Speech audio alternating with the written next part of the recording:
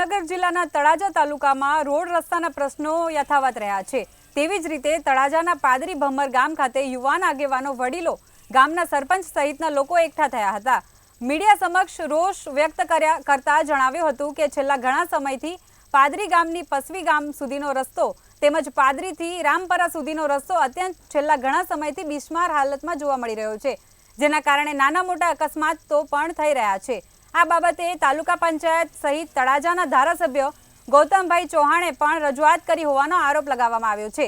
ત્યારે જો રોડ રસ્તાના પ્રશ્નનું નિરાકરણ ન આવે તો લોકસભાની ચૂંટણીનો બહિષ્કાર કરવા અંગેની ચીમકી પણ આપવામાં આવી છે।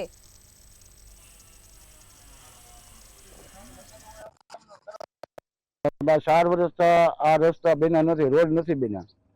પછી અહીંયા વારંવાર એક્સિડન્ટ થાય, પછી અમને ફોન કરે કે ફલાણા ઠેકાણે ભટકાણા, તો સાહેબ આ ગામ બધાને થોડીક તકલીફ ઊભી થાય તો આ રસ્તા જલ્દીમાં જલ્દી બને। રોડ રસ્તાનો પ્રશ્ન સોલ્યુશન નહીં થાય તો તમે શું કરશો? તો અમે બહિષ્કાર કરીશું। અમારો પ્રશ્ન એ છે કે પાદરીથી પસવી જે રોડ છે એ 4 વર્ષથી એટલો ખરાબ છે કે એની કામગીરી આજ સુધી કોઈ પણ ધ્યાનમાં લીધી નથી। હવે તમારું શું આયોજન છે? અમારું આયોજન એ છે કે આ રોડ તાત્કાલિક રિપેર થાય એવી અમારી માંગણી છે, અને જો આ રોડ રિપેર નહીં થાય તો અમે જે લોકસભાની ચૂંટણી છે એ ચૂંટણીનો બહિષ્કાર કરીએ છીએ। રસ્તા બાબત પાદરીથી પસવી જતો રસ્તો 4 વર્ષથી બિસ્માર હાલતમાં પડ્યો છે।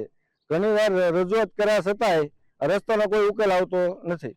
આ બાબતે તમે કોને કોને રજૂઆત કરેલી? અમે ધારાસભ્ય ગૌતમભાઈ ચૌહાણે પણ રજૂઆત કરી, તાલુકા પંચાયતમાં પણ રજૂઆત કરેલ છે। હવે આ પ્રશ્નનું સોલ્યુશન નહીં થાય તો તમે શું કરશો? આ પ્રશ્નનું સોલ્યુશન નહીં થાય તો આવતી લોકસભાની ચૂંટણીનો અમે બહિષ્કાર કરશું।